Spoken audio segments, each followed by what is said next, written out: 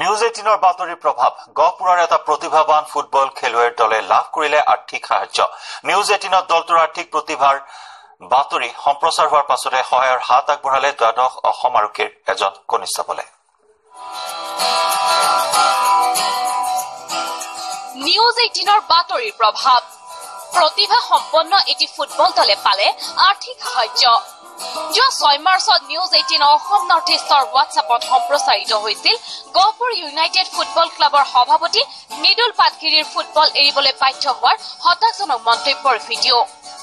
news 18ত এই ভিডিঅ'টো সম্প্ৰচাৰিত হোৱাৰ পাছতে নিদুল পাটগিৰিৰ নেতৃত্বাধীন গহপুৰ ইউনাইটেড এফচিক সহায়ৰ হাত আগবঢ়াবলৈ আহিল গহপুৰৰ এই যুৱক তথা দ্বাদশ অসম আৰক্ষীৰ কনিষ্ঠবল আৰু আন্তঃৰাষ্ট্ৰীয় খ্যাতি সম্পন্ন কৰাটে খেলুৱৈ মঞ্জিত দিহিঙীয়া মঞ্জিতে গহপুৰ ইউনাইটেড এফচিক এককালীন ৫,০০০ টকাৰ সাহায্য দিয়াৰ লগতে প্ৰতিমাহে ৫০০ টকাকৈ দলটোক সাহায্য আগবঢ়াব বুলিও মন্তব্য প্ৰকাশ কৰে যোৱা সোমবাৰে নিউজ 18ত সম্প্ৰচাৰিত হোৱা যিটো নিউজ সম্প্ৰচাৰিত হৈছিল সেই নিউজটো চাই মই তেখেতলোকৰ যিটো ক্লাবৰ নামত মই মাহে ৫০০ টকাকৈ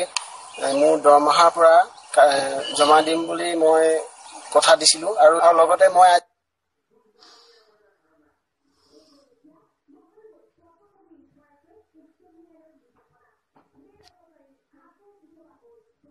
তেখেতলোকৰ ক্লাবটোৰ নামত ৫,০০০ টকা একালীন সাহায্য আগবঢ়াইছো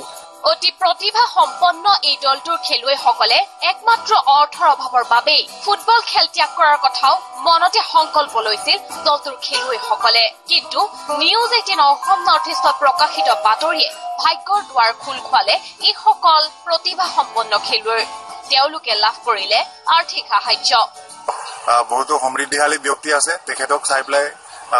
আৰু সমৃদ্ধিশালী মানুহকেইজন ওলাই আহিব বুলি মই আশা ৰাখিছো ফুটবল খেলুৱৈ নিদুল পাটগিৰি আৰু মঞ্জিত দিহিঙীয়ে ইউটিউব ভিডিঅ' প্ৰস্তুত কৰা অম্লানজ্যোতি শইকীয়াৰ লগতে ভিডিঅ'টো সম্প্ৰচাৰিত কৰা একমাত্ৰ নিউজ 18 অসম নৰ্থ ইষ্টৰ পৰিয়ালবৰ্গলৈও কৃতজ্ঞতা জ্ঞাপন কৰে আমাৰ ইউটিউবত আপলোড কৰা অম্লানজ্যোতিয়ে আপলোড কৰা ভিডিঅ'টো নিউজ 18 হোৱাটছআপ প্ৰগ্ৰেমত দেখুৱাৰ কাৰণে মই নিউজ 18ক ধন্যবাদ জ্ঞাপন কৰিছো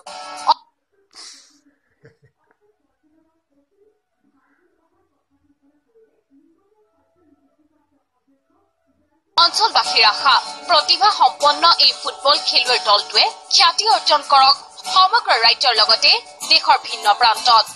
গহপুৰৰ পৰা Ramen Bora news 18 Assam north east মণিপুৰৰ ভাৱিমুখা